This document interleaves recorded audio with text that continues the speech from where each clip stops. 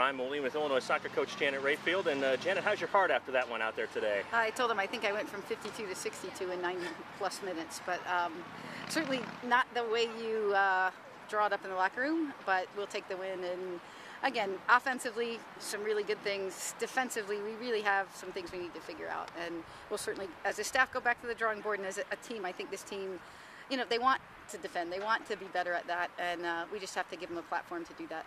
I thought defensively things looked a little better in the second half. I thought Claire maybe looked a little more decisive when she wanted to come off her line. I thought I saw some improvement there in the second half. Yeah, and even in the first half, I don't think it was bad. Just individually, some things. And in the system we're playing, we get isolated a little bit too much, and that's some of us figuring out the tactics and some of us being better defenders. But I think the more time we have together, the better it's going to get.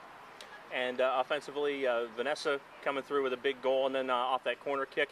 Nice to see Anastasia Medellin get some time and be rewarded with the goal as well. Yeah, absolutely. I think restarts, one of the things that's dangerous is Vanessa's serve off that corner. And, everybody's got their role to play.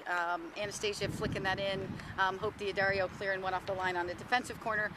Those are things that come from discipline and knowing your role and being where you're supposed to be. And I think both those two did that today on opposite ends. And it takes that to win a game that's this kind of a goal-scoring fest, to be honest. And, of course, another newcomer contributing the game winner in Megan Johnston. We saw how powerful that right foot is. She was able to do a nice job clearing a little space to get that one off. Yeah, and that's been, I think, the challenge for her is the speed of the game. It's clearing the space to get that shot off. I think even in practice, she's let one go now and again, but it's having to do it in quickly, and she got some space, and that's one of the things that she does really, really well is she's got a cannon, and she's got a cannon with both feet. So we put her up front in this game, maybe to so she doesn't have to think as much, and she can get a little bit closer to the goal, and she can do one of the things that she does really well, and she certainly did that for us at the end of the game.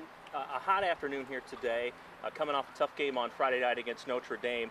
You used quite a bit of your depth here today. How did you think your team handled the challenge here physically this afternoon? I think, it certainly wasn't, I think especially for our backs, to be game fit coming into a season like this, you can be fit. But there's nothing like having to play college soccer for 90 minutes and play it on Friday and Sunday. So for the first weekend of the season, I think I'm pleased. I think it's a place where we still have to continue to work so that we can get up and down the field so that, we don't relax when we score a goal and give one up because we're not tracking back at the same pace. That's where I think sort of the game fitness, both mentally and physically, is still something that we've got to improve on. Well, up next, your first home games of the season. College of Charleston will bring a familiar face and your former assistant Christian Michener, and then, of course, the in-state rivals from Illinois State. Should be a fun home weekend next week. Yeah, we're excited, I think, to play at home. We've played on the road. It seems like we've been gone a lot in this preseason, took some days, and so I think, one, just to spend a whole week, sleeping in our own beds, and a week to train, to sort some things out defensively, and then hopefully get a great crowd and a great fan base there to see this great team play.